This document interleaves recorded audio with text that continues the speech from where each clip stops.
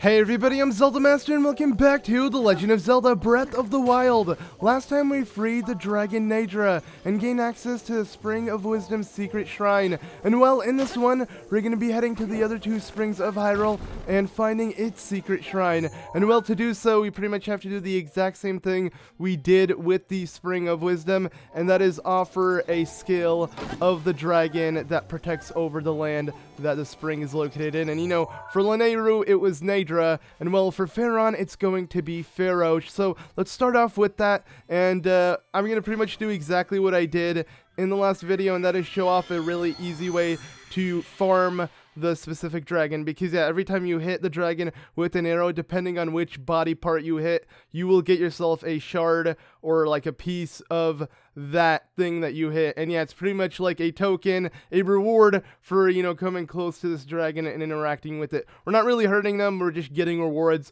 out of interacting with the dragons. And I mean, they're meant to be difficult to locate, and whoa, that was a weird like lighting glitch when loading into this area. But yeah, it's supposed to be difficult to locate, but you know, I found some pretty easy areas to locate each one of the dragons. So last video, we, you know, found the area for Naydra, and we were able to spot it every morning and just pretty much get whatever piece we want from the, you know, divine dragon. And well, we're going to be doing the same thing with Farosh. So over here in the lakeside stable, I believe, here in this shrine, so pretty much you want to teleport over here right by Floria Bridge, I want to say. You will find Farosh pretty much, yeah, you know, soaring the skies of Hyrule, and it happens to come by. As you can see, yeah, we could already see it, you know, right behind that waterfall. But yeah, so this is our chance. So yeah, Floria Bridge is the best area to spot Farosh early in the morning. You could easily just make a campfire or find an area to sit or even sleep. It doesn't matter. Regardless, once you have time pass by and it's morning, you'll see Farosh. And yeah, all we really need to get is a piece of its scale, but I'm gonna try to get all 4 drops the dragons can give. That way I just have them. And I mean, in reality, I want 3 pieces of the scale, because we can also use it to upgrade our champion armor. And speaking of champion armor, let me swap back to that. And I also want to put on the Thunder Helm, because this is where the Thunder Helm will be super useful. Because yeah, Farosh, similar to how Naydra, you know, shoots out lightning around it. It doesn't mean, I believe, to hurt you. It's so powerful and divine. I guess it does that. Well, Farosh does that with lightning, and yeah, that could hurt us and actually knock us down. So, as you can see, it does nothing with the Thunder Helm. Yeah, the Thunder Helm makes farming Farosh a piece of cake, and it becomes the easiest dragon. Farosh can not hurt you at all, because yeah, the one worry was getting shocked with the lightning balls it shoots, but we don't have to worry about that at all. And I got a scale. I was kind of aiming for its Fang, but it's fine, because regardless, we need a scale. We haven't gotten anything from it yet. But yeah, the scale, or for me, the Fang is like the most difficult to get, because you have to aim for its mouth, and yeah, usually you have to be really precise. I mean, getting close to the dragon's head with how fast it moves, it's not that easy, if you ask me. But overall, I highly suggest when trying to, you know, farm any of the dragons to obviously be in air and use the slow-mo that the game gives you, because that makes it just so much easier. Because, yeah, with how massive the dragons are, they move quick, like really quick, so it's just generally hard to keep along with them. And with how massive they are, yeah, they cover a lot of ground very quickly as well. So yeah, just in general, to hit them precisely, it's better to be in air and, you know, use the slow-mo bow shots. I love the way it looks within this game, and I just love the concept of it, and it proves to be really, really helpful. Like, at first I thought that with the gimmick being every time you jump from a far distance or jump off something really high, you get it, and to me it seemed a little OP, but when you really think about it, it's pretty necessary. And with the amount of stamina it actually consumes, it can't really be you know, OP in that sense. I don't know, I just thought it would have been, but to me, I feel like all of the gimmicks within this game feel really balanced in that sense. Even like all of the champion abilities, they don't seem as crazy as when you first got them. They start to, like, you know, wear off their effect, like, you know, with the cooldown and everything. Yeah, they don't last as long, so you don't really feel like they're that OP in that sense. And, you know, I didn't really want to use them in dungeons and stuff because I thought they would kind of, you know, give me an advantage for those following who don't have the dungeon abilities. But I feel like it doesn't do too much. It's mainly just helpful to get by in the overworld, not die, you know, avoid some attacks and whatnot. I mean, I love them. I mean, it gives a concept in Link getting stronger by the moment, you know, every time we beat a dungeon, we can tell Link has gotten stronger by the champion ability. That's something that Zelda never really had, you know, like in Ocarina of Time, which was a good example of Link taking on all of the temples and rescuing the sages. When he got the medallion, it was supposedly making Link stronger, but you couldn't really tell. There was no ability, nothing giving to Link. But in this game, they do it so well in that sense, where you do have these champion abilities with you, and it feels like the champion lives throughout Link, which is really cool. But alright, so this is my chance. As you can see, yeah, its mouth has opened up, so one for the Fang, and just like that, we'll be able to pick it up. And wow, it is just so easy to farm Farosh. And man, look at that.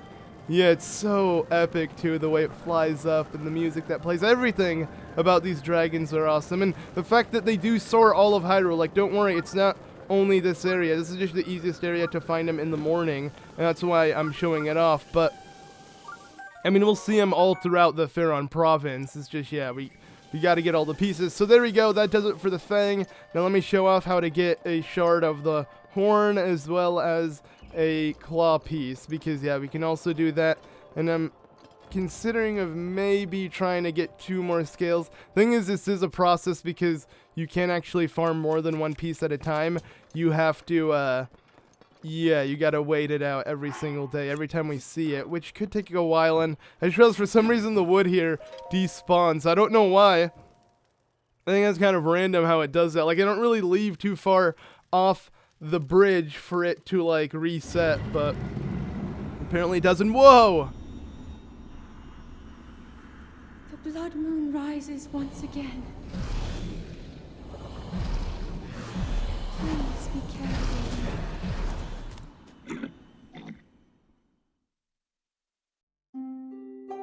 Alright, that was kind of unexpected. I totally forgot that a blood moon could happen, but we are, you know, doing stuff within the overworld, and like I said, it's going to be way more common now that we're killing off enemies, we're actually exploring, we're letting time pass, and the more you kill, like, overworld bosses and enemies and just get stuff done within the game, the more likely you'll come across a blood moon, because, yeah, the game will respawn everything that happened, and that way there's more to do again.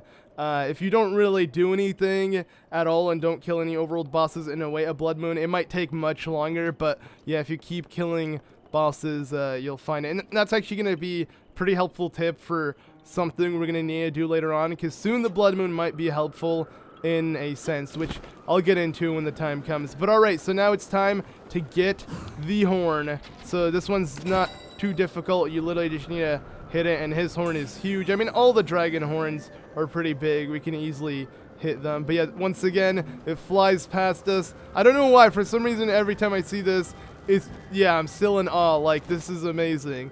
Like, we're playing a game where these giant things just fly across us, and yeah, it's normal now. But I mean, then again, I don't know, when I played Shadow of the Colossus, I had the same feeling. And till this day, when I played Shadow of the Colossus, with it being over a decade old, it still hits me with how, like, massive the game is. But then, yeah, imagine this game.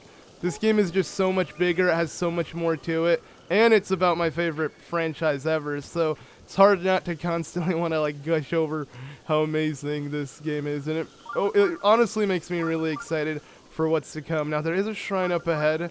As much as I want to go there, let's just continue our progression here. And wait, is the dragon coming back? He could maybe be coming back, since he did fly off, and he could already be coming for a second round. If so, then I'll try to hit him, and that would be pretty cool. I wouldn't have to forward till the next day. But let's see. So, is Farosh here or not? I hear the music. Is it? Oh, okay, no. Oh, okay, I get it. There's no way Farosh was able to fly off and respawn that quickly. But yeah, as you can see, they have to do that pretty much every time we hit them and get whatever loot they leave us for the time being until they respawn somewhere within the map. But okay, once again, we gotta go through another, you know, set of campfire wood, which I don't understand why, but for some reason it's not working. Like the game keeps having it despawn, but whatever. Let's get through this real quickly because yeah, I just feel like I should at least show off how to get each part from every single dragon one since we are interacting with them. But I'm probably going to have to farm them another time because we need them to upgrade certain things. But alright, let's go ahead and actually watch this happen. Let's see how Farosh first like appears above the waterfall. Unless today's the day where Farosh doesn't appear. I don't know, I doubt it. It should appear soon. Let's just go ahead and be a little patient here and see if anything happens. Maybe it takes a little bit longer, maybe around 6 we see Farosh. I don't know. For some reason, I feel like we haven't had to wait so far. If Farosh doesn't appear, you could always wait out a next day. Maybe sometimes this could happen. I mean, yeah, the dragons, I guess, do have a mind of its own, right? We can't expect it to follow this exact cycle. So, you know what? Maybe today's not the day. Farosh woke up a little bit late or something, and we gotta wait out the next day. So, alright, let's go ahead and see now. So, any luck with... Oh, there we go. Yeah, okay. So, I'm kind of glad this happened, so I can show off if this were to happen to any of you guys, then don't worry. Just easily wait another day. But I'm gonna keep my old picture. That looks a little bit better because it's really washed out here in the forest, especially early within the morning. The way the game gets so bright and foggy. I mean, it's really realistic, but in terms of like looking at the contrast and the colors and admiring it, you can't really, because yeah, everything just has this really foggy, washed out look to it. But like I said, I guess that's, you know, for the realism, you could say, with the yeah, just being foggy in a sense. I don't know. Regardless, alright, so it's time to attack its claw, I believe. Yeah, that's the last thing we need to aim for. So here we go. Shouldn't be too hard because, you know, we are pretty much immune to any of its attacks. So yes, perfect. Give me this. Bam. Alright, and just like that, we are good. And let's see. Whoa, okay, it actually was able to hit me there because I believe it literally physically touched me. But yeah, if the lightning itself hits you, it's always going to be fine. You never have to worry about that. But alright, let's go ahead and now make our way to this new you know, thing we have to collect. It should be the claw. Yeah, it is. You could easily tell. So Farosh's claw. Let's go ahead and look at the items we have in our inventory. So we got Farosh's scale now. We got the you know, the claw, a shard of its fang, and now the horn. So we did it. We're good in terms of collecting things from Farosh. You know, I'll go ahead and leave Farosh alone for a bit. I will have to come back though, because to upgrade our champion tunic, the first thing we need is like 2 pieces of the scale. So I'm coming back for you, Farosh, just not now. Let me actually make my way now to the spring so I can show you guys what to do with the scale itself. And I believe we also have a shrine quest literally talking about it. So let me double check and set it for my thing. Do I have a shrine quest about it? No. Oh, I do. See, the serpent's jaws. That's literally it. And, oh, it's literally just leading me to where Cass is. Because I know we spoke to Cass and we got the quest of Serpent's Jaws, and it literally speaks of, like, you know, interacting with the serpent, which is Farosh, and then bringing it to the spring. I'm sure we already went over the little riddle it gave us and whatnot. So, yeah, let's start making our way there. I mean, in general, you don't really need Cass to give you the riddle or anything. Because, you know, once you know there's one spring, you should know there's all 3. If you played Zelda before, you know of the, you know, the gods that watched over Hyrule and that, you know, are known for power, wisdom, and courage, similar to how the Triforce is for power, wisdom, and courage as well. So it's always been like a tri thing, you could say.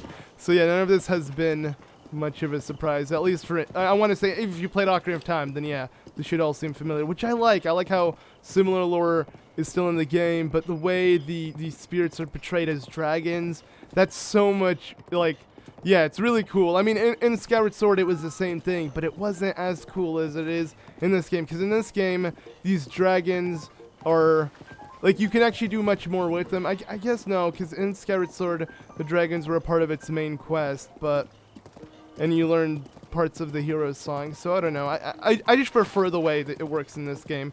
I like how, yeah, they're just a lot more majestic, and you know, you see them fly. You literally just see them flying. Like, to me, that's so weird because I could be in a battle, I could be minding my own business, and then all of a sudden, whoa, a dragon's in the sky. All right, you know, and it's just that sense of like wonder. I don't know. That just makes the game so much better for me.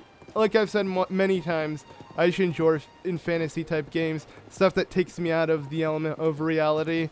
That's my type of style of gaming, and that's why Zelda is my favorite franchise. And any other franchise that has similar things to Zelda or fantasy-like things, I'm probably gonna like. But alright, let's go ahead and see. So yeah, this plays his jaws. I'm just gonna ignore Cass because he literally is gonna tell us the story. I mean, we get to hear that really nice bit of music that was really popular in the game's trailers, which you know, I've listened to thousands of times because of how amazing it sounds. And yeah, it kind of sucks how it didn't really make its way as like the main theme of this game. You hear it subtly, but all of the music within this game is very subtle.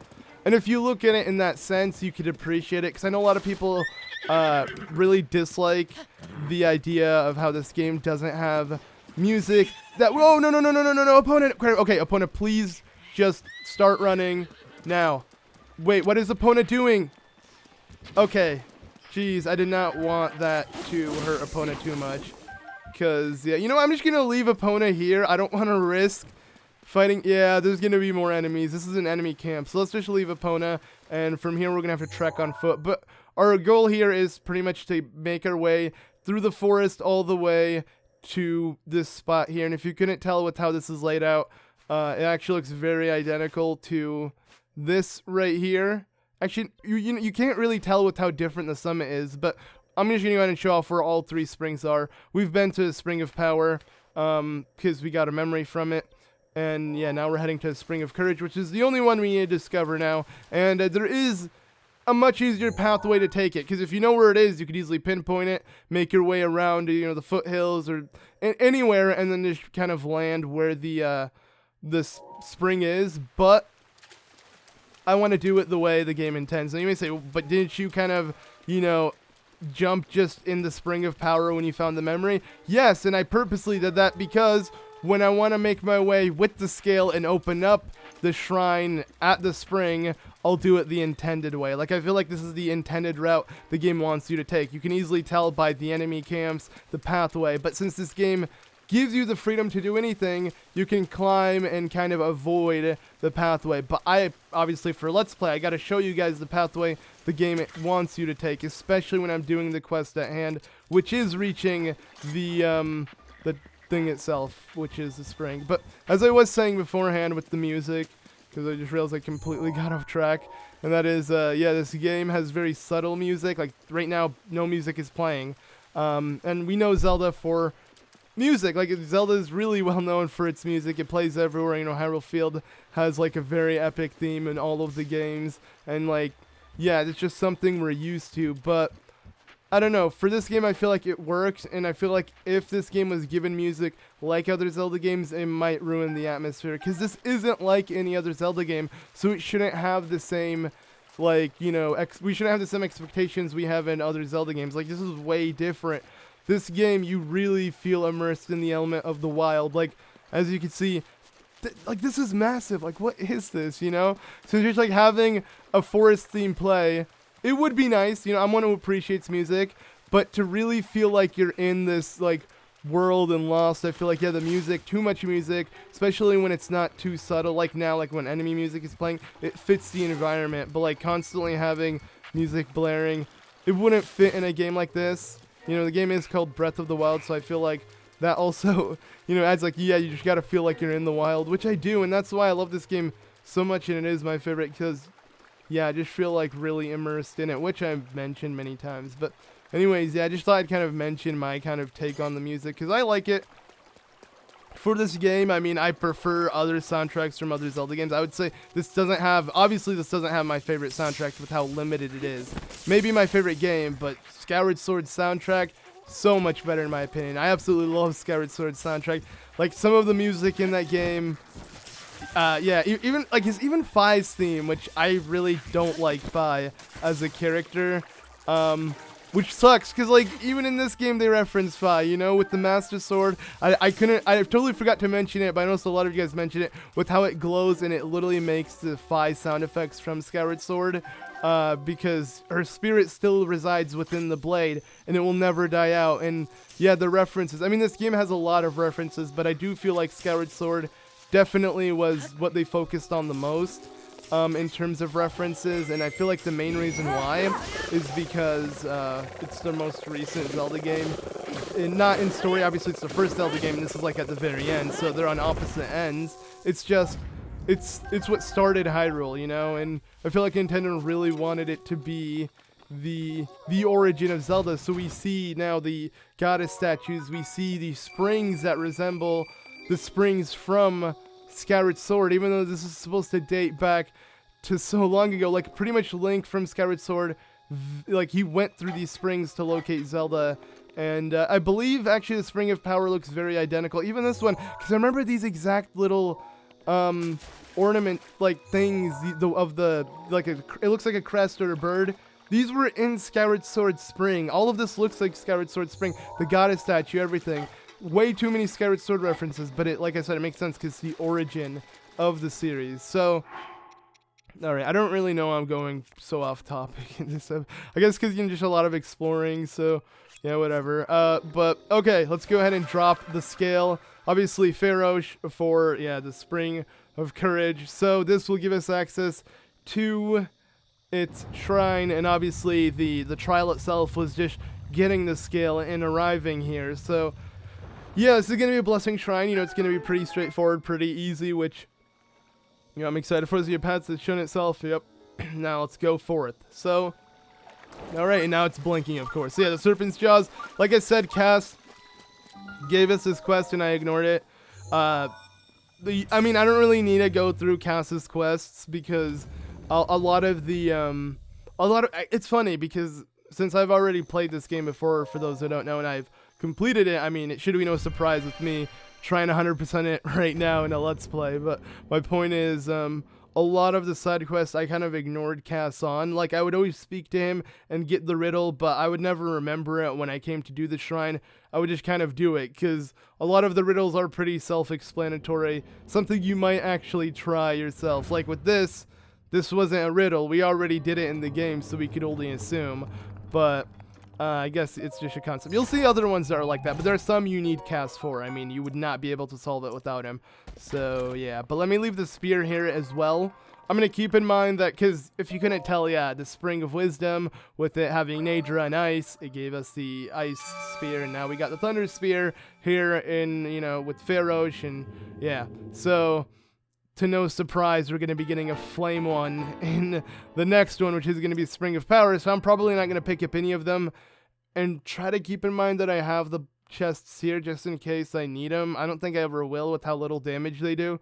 Like, I like elemental weapons, and you can easily get weapons like this non-stop. It's just the only reason why I'm saying they're here is, like, if I want to hang them up on my wall and I want a nice, thing of like all three of them. I think that'd be pretty cool as well. Too bad I can't if I want to hang the champion weapons on my wall. And what I mean by that is because you can't actually hang too many melee weapons, so it's either one or the other.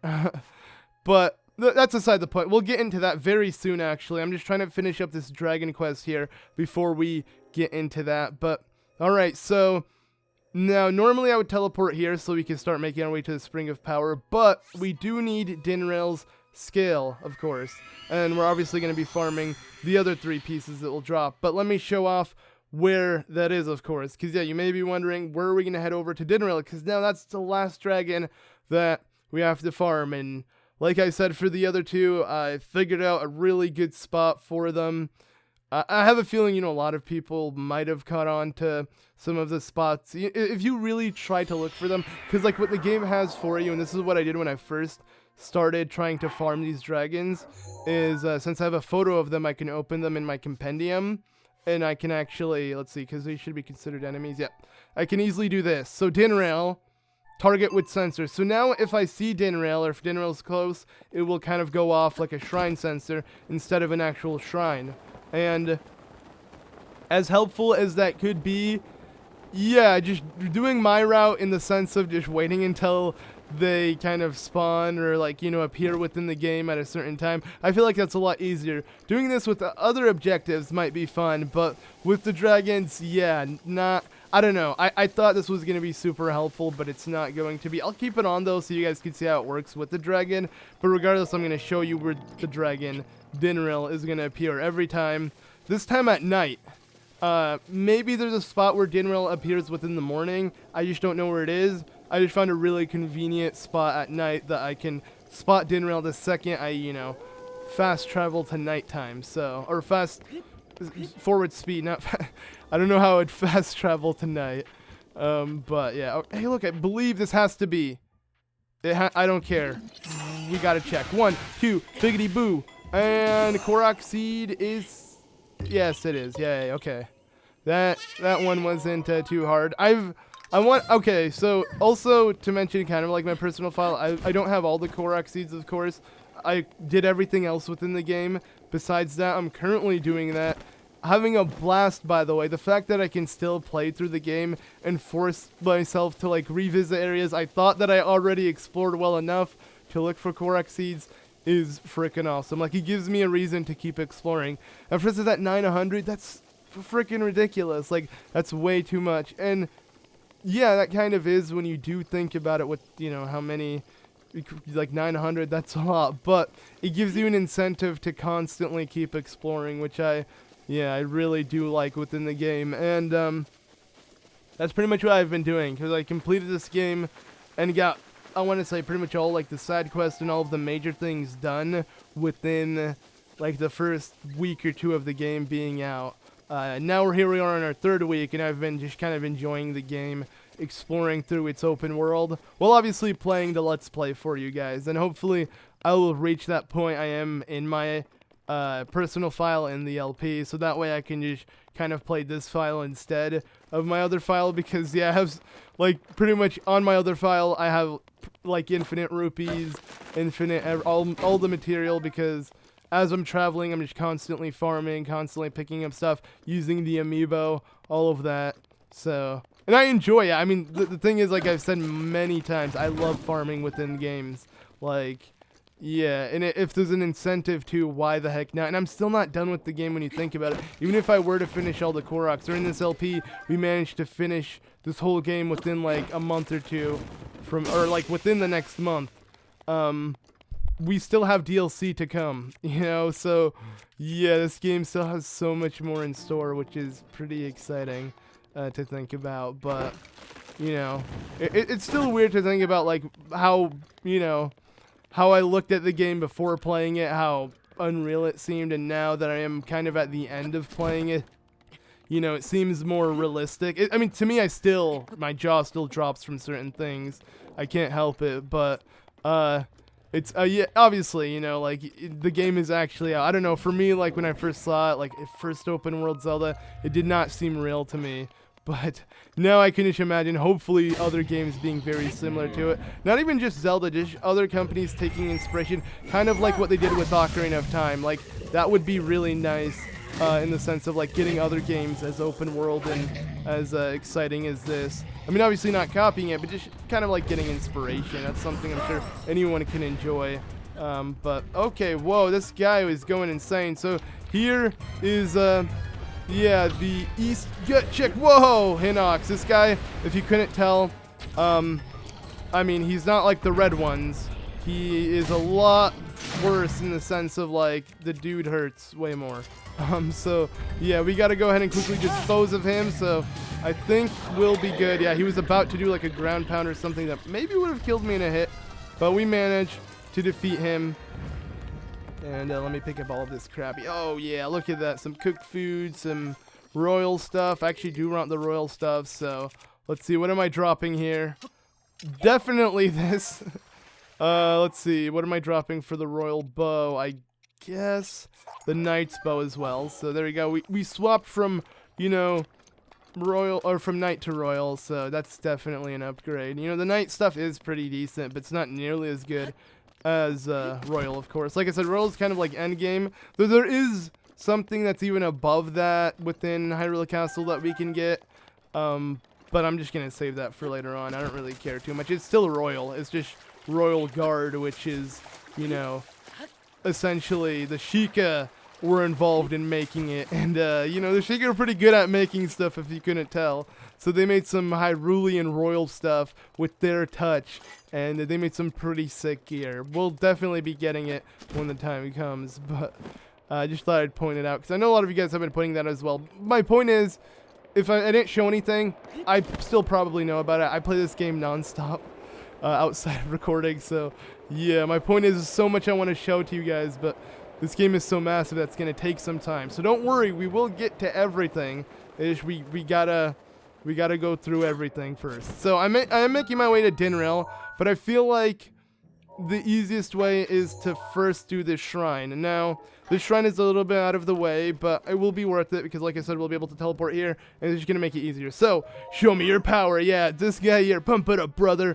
By the gods, I love me some muscle. This is here, our hardcore training ground. String bean. Yeah, so pretty much this guy, he wants us to train, and he ain't gonna move a muscle until we do this little test he's gonna give us here. So, the test is climbing and collecting rupees, and we have to collect a certain amount to make it to the top. It's funny because it's just literally a mini game, and to clear this mini game, your reward is a shrine. So obviously this mini game is way more worth it in that sense. And yeah, we're gonna have to show this dude how hardcore we are. So it's time to climb it. Now, with the amount of stamina we have, and with the fact that I could easily put on 2 of the 3 pieces of the climbing gear set, yeah, this is going to be a piece of cake, because all we need to do is climb it, collect a certain amount of rupees, and we'll be able to pass. Now, the passable amount of rupees that he's speaking of is 100 exactly. So, yeah, this shouldn't be hard at all. I'm going to go ahead and quickly do this. You can actually do a harder challenge of the gut rock check, and I'm probably going to show that off another time. I'm just trying to quickly get this shrine, so that way yeah, we can easily teleport here if anytime we want to come back, because this is a pretty easy area to teleport to, like the north section of Hyrule. But alright, let's go ahead and do this thing. You do have to pay 20 rupees to play.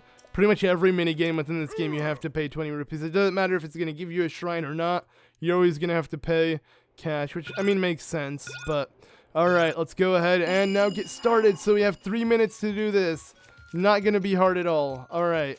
Unless I, like, somehow manage to mess this up, which, I mean, shouldn't be much of a surprise with how I do that all the time when recording, right? Not really. Okay, let's just do this, guys, and see how well we do. So, I have 2 of the 3 pieces of the climbing gear set that we can get, and I will probably get the other one very soon. It's actually not too far from where we got the other 2. Like, they're all kind of in the same region. They're all really easy to get.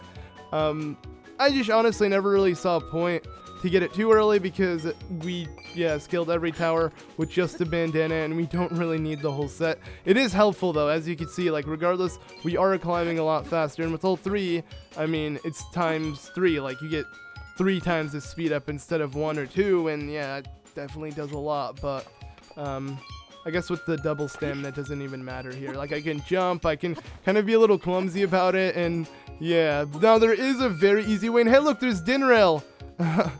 Literally right in front of us, or on top of us, but whatever. You're gonna have to wait for a little bit later. I believe it's actually literally heading to the spot where I usually spot it, which is funny how we're seeing it now, because like I said, it always appears at night in this spot, and we could see it doing its cycle at the exact time. That's hilarious. But yeah, let's just go ahead and grab this. I'm just kind of waiting for the, let's see, where is it? There's going to be like a couple silver rupees hidden around. I'm not really looking for it, I guess. Maybe I should. I mean, and you can, oh, by the way, you can also use Rivali's Gale, which makes this so much easier. But I'm just gonna do it the way the game, I guess, wants you to. So there we go. If we can get the last 2 blue rupees, we are done. Now, this route is not gonna be helpful at all when doing it on the harder version. But literally, like I said, I'm just trying to get the shrine quickly so I can have it done with. So, all right, goal. Yeah, that was glorious, brother. And there we go. So, Yeah, we did the amount of rupees over 100. Now the 4th Goron blood brother. We have, yeah, we're a part of the family. Welcome to the family, and this is the gut check challenge if we want to try. Don't worry, I'll get more into this when we actually want to do something of it. I just want the shrine. Let me activate it. I don't even want to do what's in the shrine. I just want to be able to teleport here, but I'm not going to have any shrine activated without completing it. You know, so far I haven't skipped one, so we ain't skipping one now. So let's see what awaits. I don't think this is going to be a blessing. I mean, it could be, but I don't understand. It is. Oh, okay. So never mind. It is a blessing. I mean, it makes sense minigame wise. Like, gameplay wise, it makes sense. But why would the monks give us a blessing? Is it going to say you've proven your worth by entering? Yep. I guess. That's it. Yeah, that's just how it works. I honestly wish there was a shrine to it. I actually do enjoy taking on the shrines. They're pretty fun. But, alright, again, we're going to have to... I mean, I guess we could have a weapon to replace that. Let's see. No, not really. I'm sitting on some good weapons. So, let's just go ahead and continue. Grab the spirit orb, and I believe this will actually give us 4. So, when we do reach the Spring of Power, I will get myself another heart container.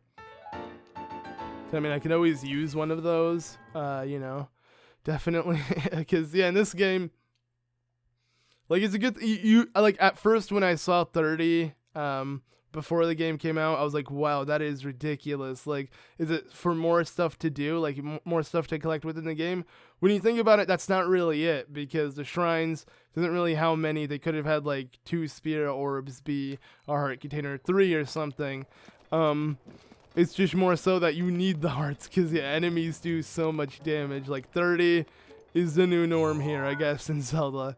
But alright, so like I said, we're still heading to where the Dinraal is, and actually it's right here, right by this giant skeleton. It's pretty much like the Elden Great Skeleton is where we need to go to.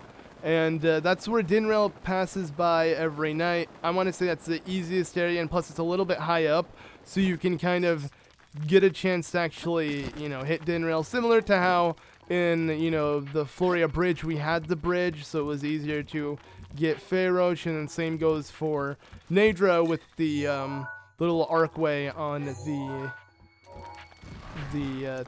point, like right in front of the mountain. There's that like archway that we can easily, like, yeah, head up and make our way there. But okay, I'm not trying to follow a specific path or anything. I'm literally just trying to make my way there. This is our destination, and whoa, you can't even see the eye. Wait, let me take a photo, or let me see what happens if I zoom in. I guess that's just how it looks. Never mind. The eye must be much lower. It's another, like, you know, Leviathan bones. And I'm pretty sure these Leviathan bones must reference also Skyward Sword, because Skyward Sword also had Leviathan bones and had Levius, which was a Leviathan, and I'm pretty sure they referenced that already within the game. You know, the big, giant, flying whale, sky whale thing. Within Skyward Sword. A lot of references, you know. But like I said, that's kind of like the gist of it. It's just like seeing it. I don't know. I like to really immerse myself in the lore, so when I see it, I get pretty excited and want to figure out what it could mean, you know. But okay, I knew there was a Korok seed here. Let me just go ahead and please leave me alone, guys. You know, I'm surprised Urbosa's Fury didn't completely kill him. Okay, just whatever. There we go. Alright, now they're dead. Obviously, these Stell enemies, these ones are Stell Moblins. They only appear at night, of course, because, you know, how it was in Zelda, like Ocarina of Time as well and whatnot. They had stuff like that, but... And even actually in Twilight Princess they did with the enemies that would attack you at night as well. But I'm trying to think, what is it that I'm trying to solve here? So, wait, let me just get a general look at it and then start walking back so I don't forget about it while I walk to the other one. And, aha, okay, that was pretty simple. It was literally just right here. So, if I could fit it in, first try, sweet. Okay, we did. I was afraid that somehow, some way I was going to start messing up. But we managed to get ourselves a Korok seed. Sweet, cool, yeah. All right, let's get ourselves... Wow, that was a pretty big fail. But, man, I love the way the hands still move. That is kind of creepy. I don't need it in my inventory, but this is a thing. And actually, I wonder if I can take a photo of the arm. I can, so let's do that real quickly. And yeah, like I said, I do want to fill my compendium up, and this actually will be pretty helpful in terms of like looking for more luminous stones. But I'll be honest, they glow, and they're like the easiest thing out of anything to farm, in my opinion. So yeah, you can't actually, wait, can I? No, okay, it's only when it's, yeah, the deposit, I guess, is the only time you can truly take a photo of it and identify what the material is. Makes sense, though, because that's what you'd be looking for as well in your compendium. If I were to search for it, I'd be searching for, you know, the actual ore and not just small pieces just thrown out on the floor, which I don't think you can actually find. But you know what?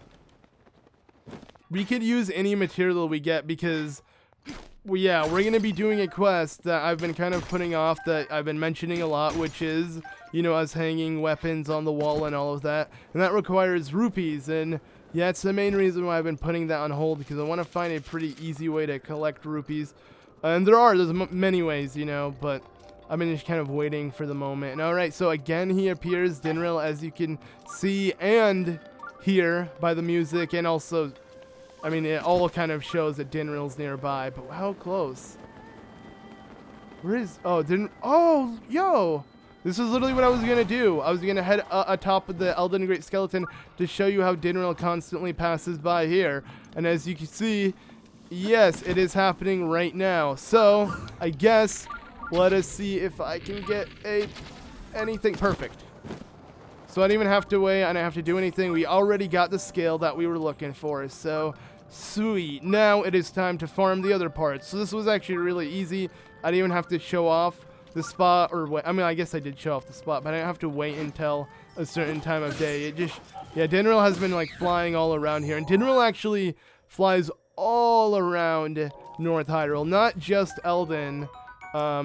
Pretty much in, you know, I guess Akola is a part of Elden in the sense of like they're in the same area, but yeah, you'll see even Dinraal over at Hebra at sometimes. Like, not necessarily in the snowy mountains, but like around its corners, which is pretty cool. But yeah, that's aside the point. My point here is, and hey, look, a great flame blade. And actually, a lot of flame weapons. You could see one, you know, set in the ground waiting for me to pick it up, which I might do, but I'll do that when leaving. Right now, what I'm trying to do, and I don't know why I had this stuff out. I like using the actual attire. And wait, let me switch my clothing as well. I guess I could just put on this, and it doesn't really matter what I have on right now. I'm just going to go ahead and put on this, you know, for some cool resistance. I don't really care. All right. So, like I said, this is what we're going to be doing, and it's a good thing I stocked up on a couple, you know, pieces of wood, because, yeah, we're going to have to create a couple campfires here. So where is it? Okay, 7, not bad. Let's go ahead and place it. So I'm just going to place it on the great skeleton, and, oh, no, be careful. And then wait until nighttime, because here it will be pretty... I mean, yeah, it will be pretty convenient already standing on the skeleton, so that way we have a little more distance for when the dragon appears, and I don't have to use Rivali's Gale. I kind of don't want to use Rivali's Gale for any of the dragons, so that way I could show off how to do them. Like I said, even though it's a part of the game, you know, I just want to show off the easier way, or I guess the more intended way, because there are multiple ways to do it, and obviously the game would want you to do it without relying on Rivali's Gale, so I like showing off that way. But alright, so I believe around 10, so it takes about an hour, because yeah, he doesn't appear immediately at night. As you saw, it was already like 9, and he was near the Gut Rock check or something, and that was, yeah, it was a little bit far away, so I guess right now Dinraal is around there, currently approaching us, so yeah, we just gotta be patient, and if Dinraal doesn't appear, we can easily wait until the next night, and keep doing the same thing. Regardless, I have what I need, but let's do this 3 more times so I can show off every piece. Because, you know, just kind of my goal here is to, yeah, collect every piece from every dragon now that we're actually interacting with them. But, alright, Dinraal is not appearing. If Dinraal doesn't, you know, like I said, I'll just do what I did before. And, okay, making sure my campfire is still here. But, alright, so, any luck? Doesn't seem like it. Let's go ahead and just relight our campfire while we give Dinraal a little bit more time to show, but I can assure you guys this is a pretty easy pathway to do it, and kind of similar to how I did the other ones. But alright, so yeah, I don't see Dinraal tonight. I guess we'll have to wait another night. So, well, okay. I didn't mean to, like, climb off, but yeah, we're gonna go ahead and wait, come on, Link, can you interact with this or no? For some reason he only wants to climb down. Yeah, we're gonna go ahead and sleep until nighttime and try this again. Alright, so we're gonna go ahead and do this, and I'm actually gonna have to be a little patient this time around, because I don't believe Dinraal appears immediately at 9. I believe it's a couple hours after, exactly around 11, we should see Dinraal. But if Dinraal doesn't show up by 11, then it's probably not gonna appear, and we can just wait another night.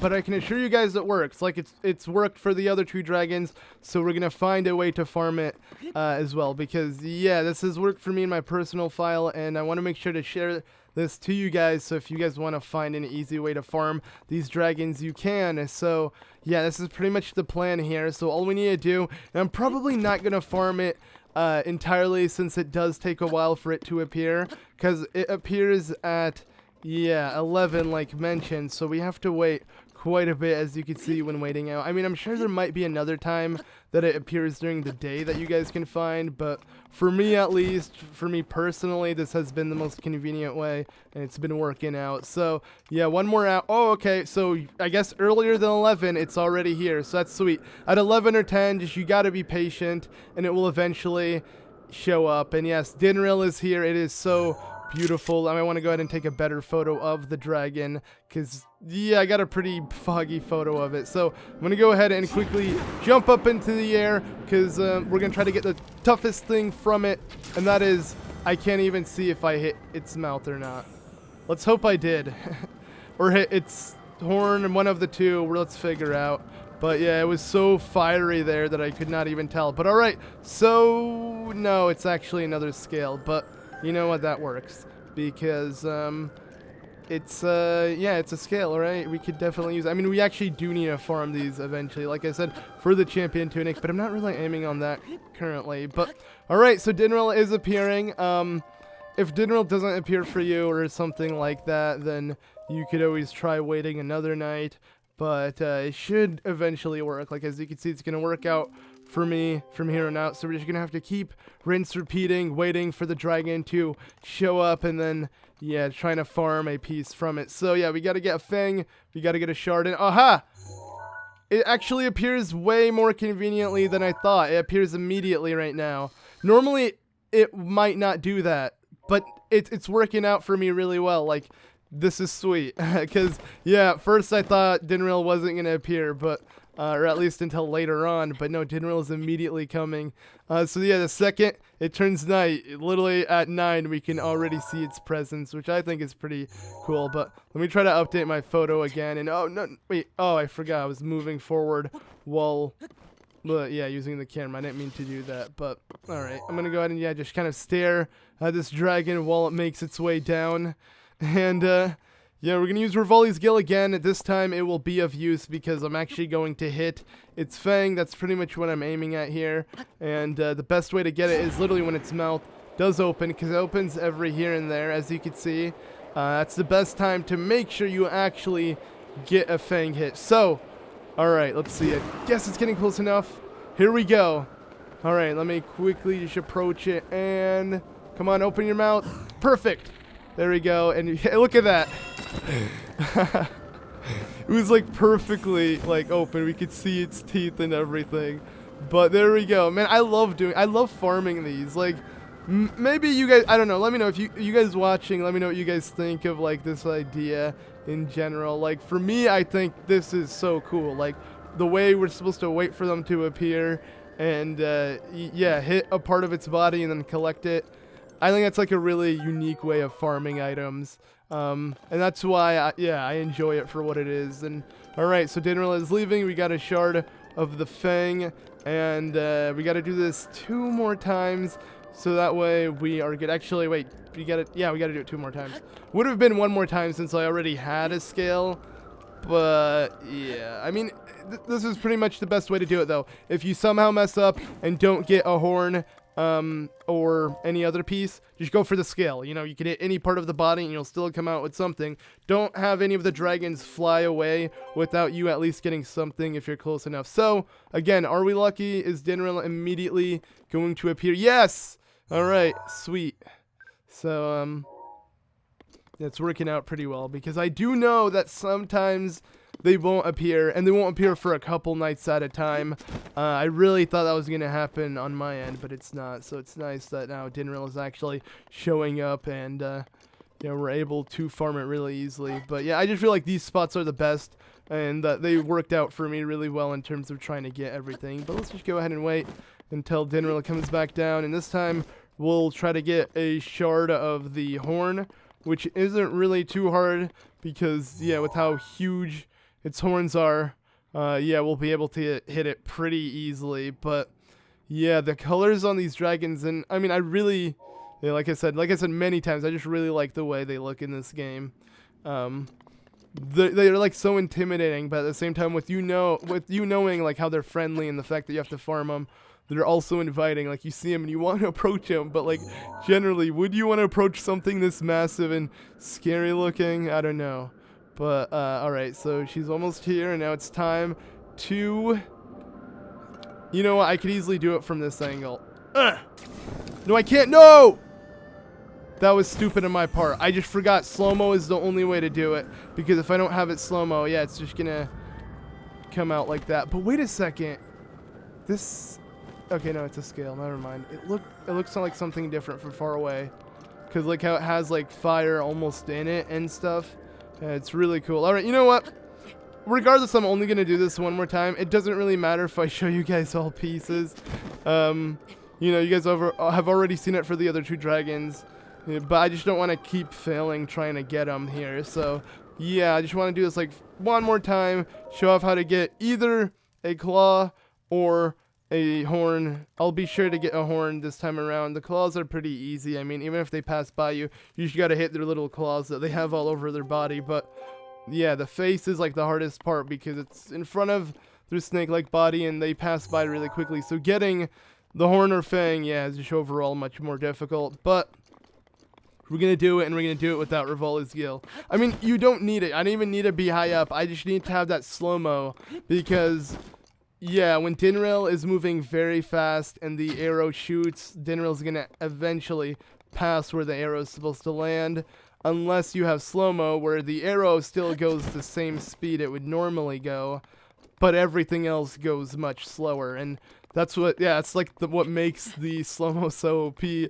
the fact that you can still shoot as fast as you normally would, but you also have slow-mo, so you're able to, like, within a second shoot 10 times as much as, yeah, you could have normally within that second, which is really sick. But alright, let's go ahead and actually aim for the horn like mentioned, and then we can make our way to the Spring of Power and pretty much put this side quest aside.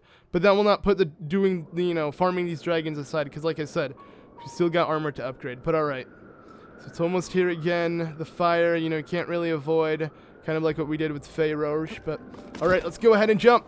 Really, it's not giving us access to do that. Okay, it doesn't matter.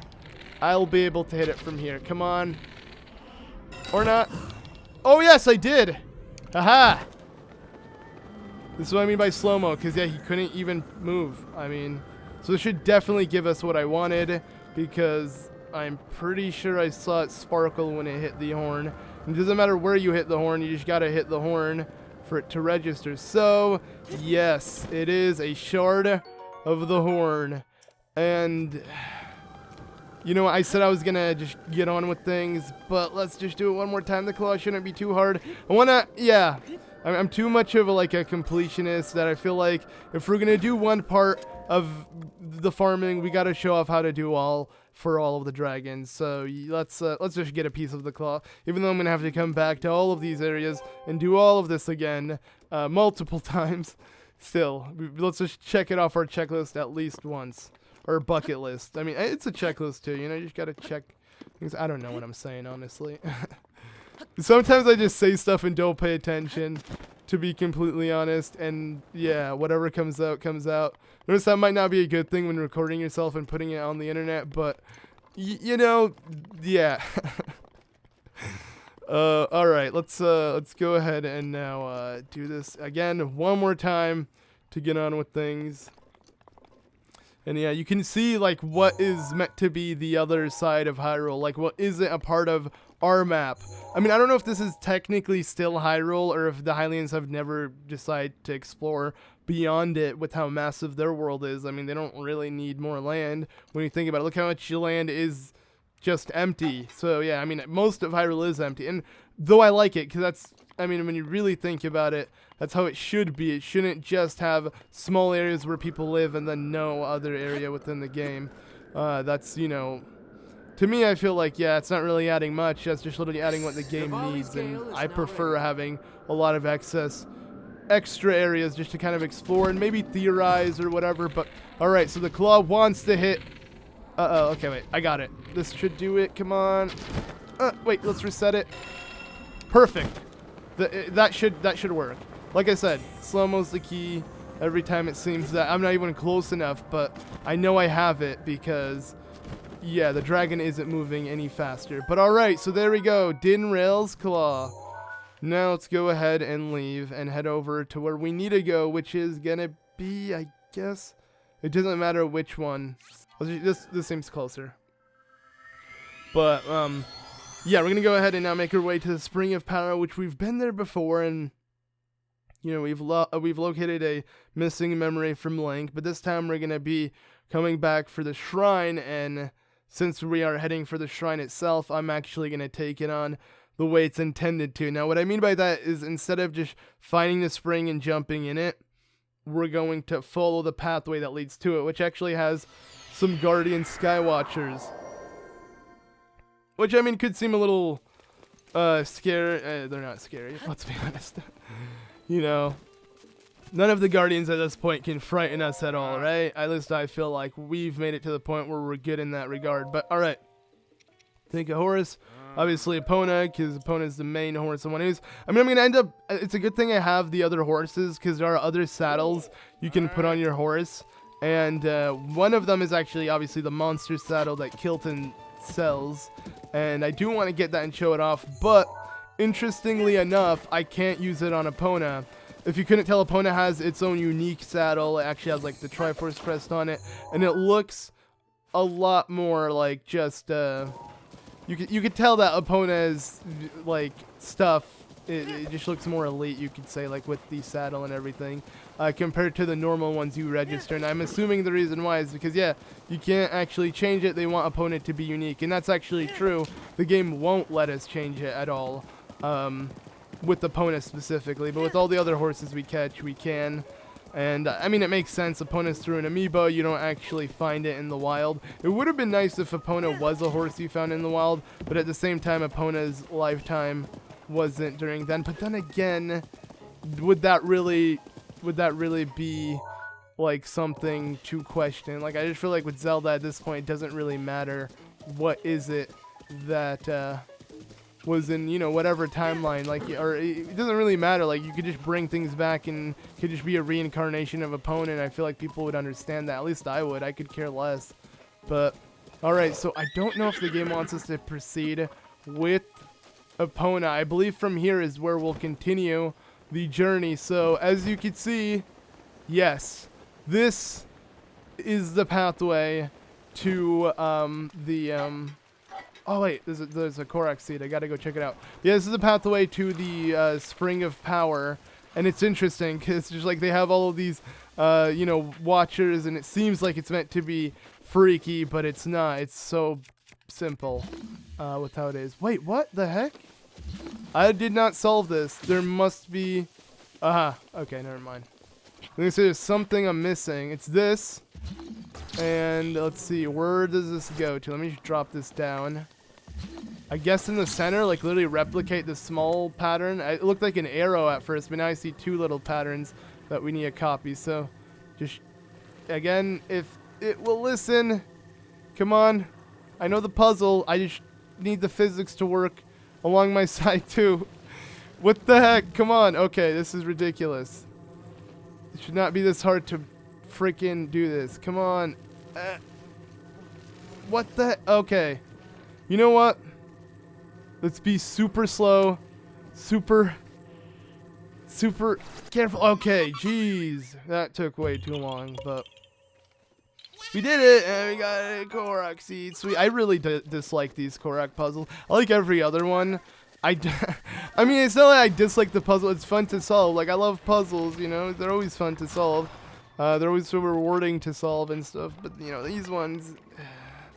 Yeah, I don't know. I feel like every single one we tried to solve on screen, I've had issues just getting it to fit in the freaking block. Like, what is wrong with the game? I don't understand. Whatever. I'm honestly... yeah, I'm being sarcastic. I don't really care that much about that.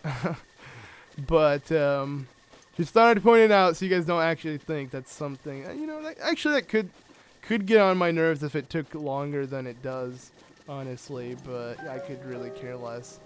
But though I am one to get really picky over my gameplay, like, funny enough, I always get picky if I, like, even get hit or if an enemy takes me a while to kill.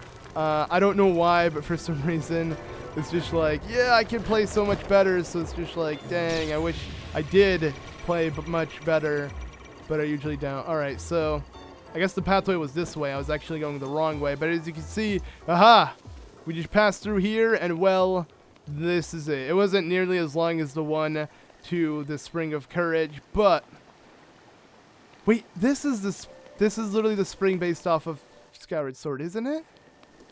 This literally looks exactly like it with the way Link walks in, and then he sees Impa from Skyward Sword standing with Zelda, and like she looks back. This is, oh, literally that's what they based it off of, the memory, the Spring of Power.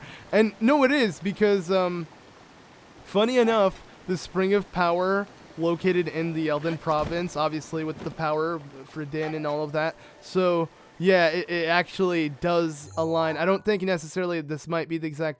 It could be the exact location as it was in Skyward Sword, because in Skyward Sword, Link was also in Elden, the Elden Province. You know, it was right after you defeated the second boss within the game, and you see Impa, and she, like, you know, stares at Link, letting him know that he was a failure in the sense of, like, protecting Zelda. It's such a memorable moment, and yeah, I guess this is literally it. Wow.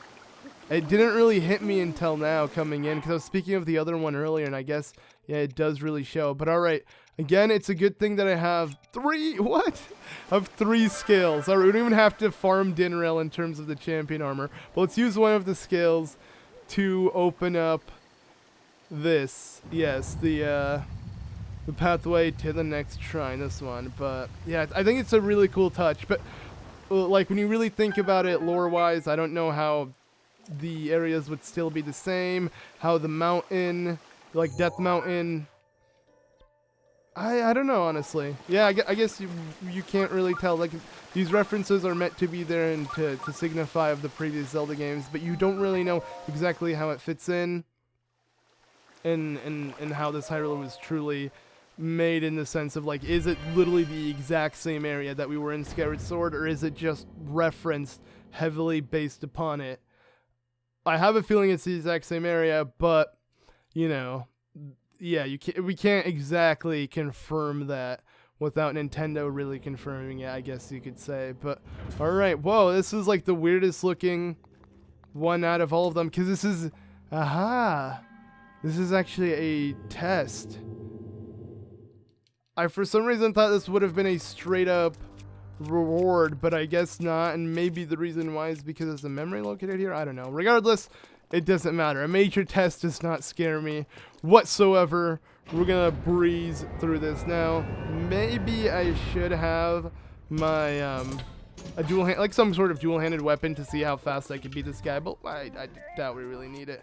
All right, hey buddy, I'm just gonna walk around you and continuously attack. Let's see how much damage that impacts all at once. Look at that.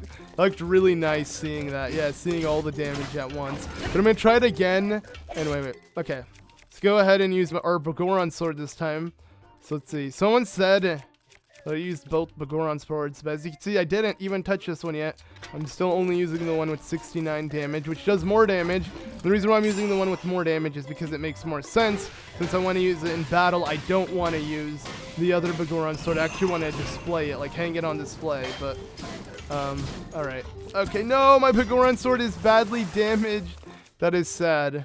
Alright, so from here we need to do this. I guess I will throw it at him.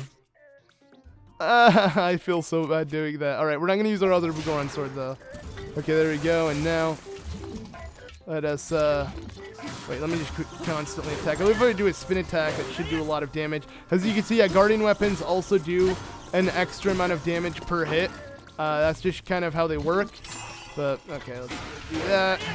And then continue spinning. I want to see how much this will inflict on the Guardian. Maybe we'll kill him by the time he spawns. No, okay, I don't do that much damage per hit. But alright, I guess we are done. The final phase. I don't think he's hit me once, but like I said, this isn't much of a surprise at this point. The Guardians become jokes later on, especially with the more weapons you get, and overall, you know, they kind of have an attack pattern that becomes easy to get used to. But wait, I have so many cores on me. I definitely should have enough to get myself the final upgrade in terms of the Guardian set, which I'm probably gonna do. But I did break a weapon on him, didn't I? Or did I pick up one to replace it? Let's see. And yeah, I can leave it. Okay. Like I said, for all the springs, we're gonna leave them. That way, if I ever feel like I want to come back and get them, I mean, I could always find enemies that drop them. You can find a lot of enemies that drop them. Actually, the Ruined Colosseum, you can find a version of every single elemental weapon. We haven't visited it yet. I'm just pointing that out for those who want to know. But we will visit it, and we will definitely collect all of the weapons within there. But my point is, yeah, I'm just leaving these because I don't really care for them. And, you know, spears aren't really my cup of tea in terms of combat. I like using, you know, the two-handed swords, or just even one-handed. One-handed is, you know, the way Zelda has always been. You know, that's how you link with the Master Sword, Highland Shield. You know, I'm used to that as well. I just don't really like the spear. At first, when I first started playing the game, I thought it was such a cool concept. With how fast they break, and how you can't do spin attacks with them, I don't know. Yeah, for me, it's just not something I enjoy too much. But alright, let's see. I mean, I'm glad they're in the game. Honestly, I'm glad that there's so many different fighting styles. Like, to me, it's awesome. But I have preferred styles, is what I'm trying to get at. And yeah, let's go ahead and pick up this heart container here. So they'll make us a row and 4. We're almost at finally 20 heart containers, which would have been the normal max for a Zelda game. But in this game, we still got 10 more to go. So yeah, well, 11 once we do hit 20 will be 10. But let's see.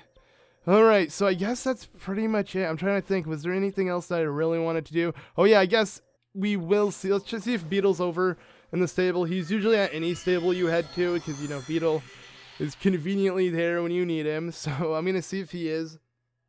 I'm going to sell some items to him, so that way we can purchase the ancient material, or the ancient armor, and finish that up as well. But I don't know if I actually want to do that now, because there is a side quest that I've been mentioning a lot, which requires a lot of rupees. So I'm trying to think, should I actually do that? Maybe we'll just sell some rupees and sit on a lot of rupees to end off the video. I might just do that. So, alright. I'm going to ignore her. I mean, she might have something valuable to say, but let's go ahead and make a meal that will first help me out. So this is something I'm not going to sell. It's going to be a full recovery and give us additional hearts. If I have anything else hearty, I can also make another meal similar to that, but no, we don't. So we're going to make some meals to sell, like this.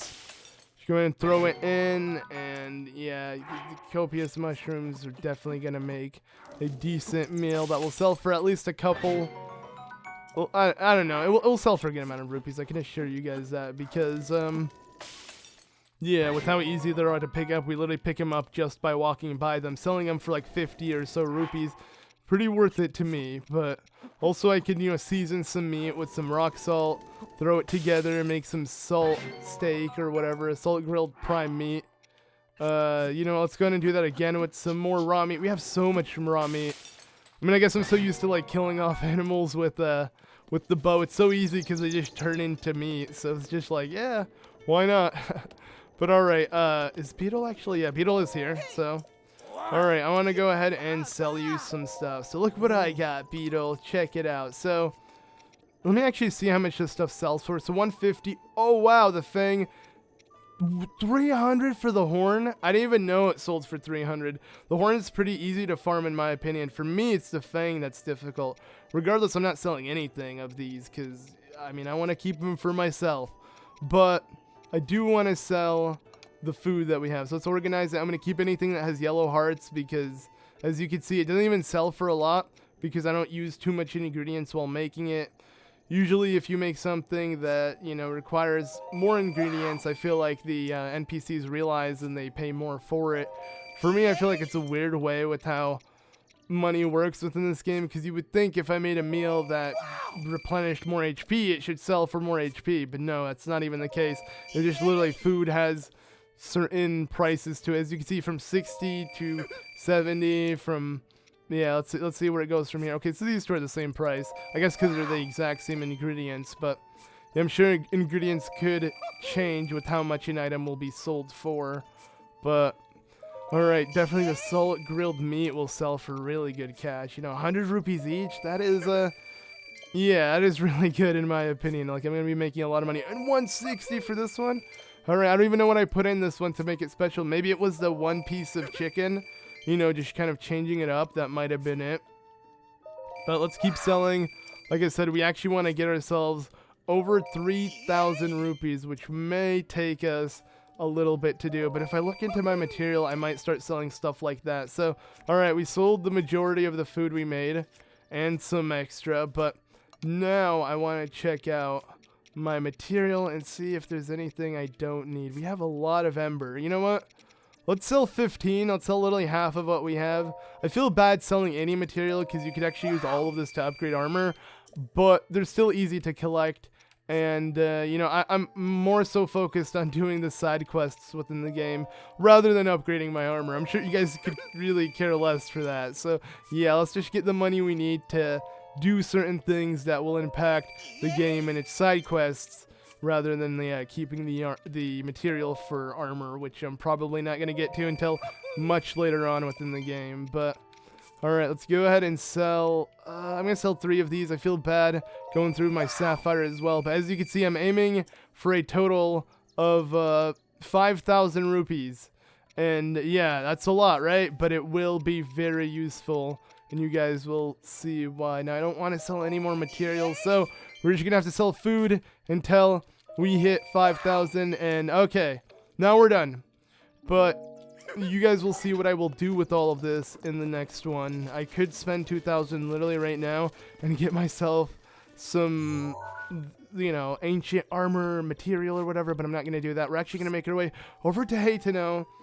I might use some amiibos before I end off the video, but this is pretty much it in terms of the episode. You know, we got the 2 springs.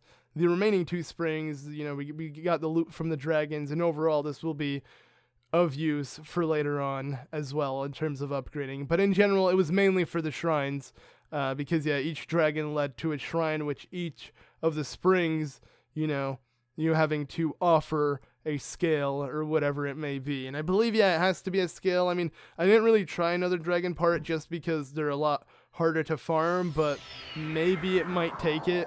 I don't even want to risk it though, so if that does work for you, cool, but I mean, the scale's just so much easier to get. Why give up something else, you know? But I don't know. Let's just go ahead and yeah, end off here in Haytano Village. Like I said, I'm going to use some amiibo. We're going to go for all the Link ones here and see if I get any lucky. I'm going to use the 2 Toon Link ones, even though I have the Toon Link stuff. I could just use whatever material they drop, and plus, why not?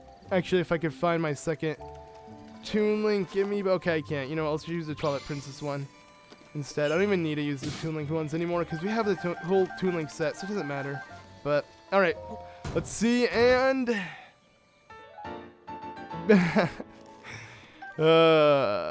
cool. Okay, I'm not going to use the other tunic because I don't want to, like, ruin my chances. Yeah! No! Wait, yes? No? Yes? No? Did I...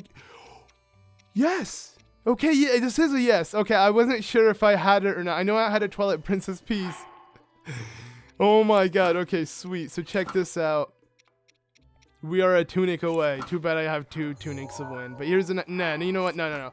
Can't spoil it yet.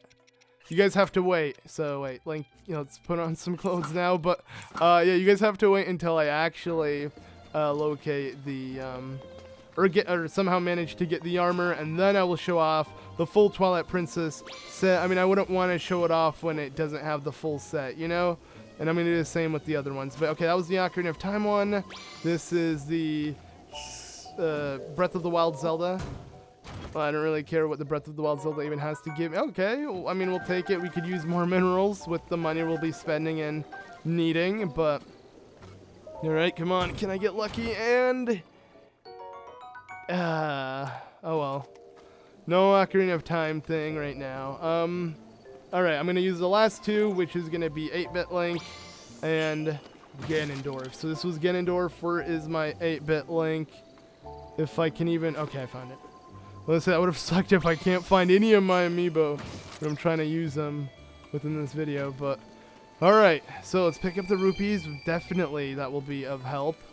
This is another thing, like, you literally using amiibo just makes farming in this game even easier, but I feel like I don't need the amiibo per se. They're just there as extra, so it can make these videos easier. Plus, I'm trying to aim for these helpful items, and okay, I mean, and if it gives me that, I don't mind, but, oh well. We didn't get anything else.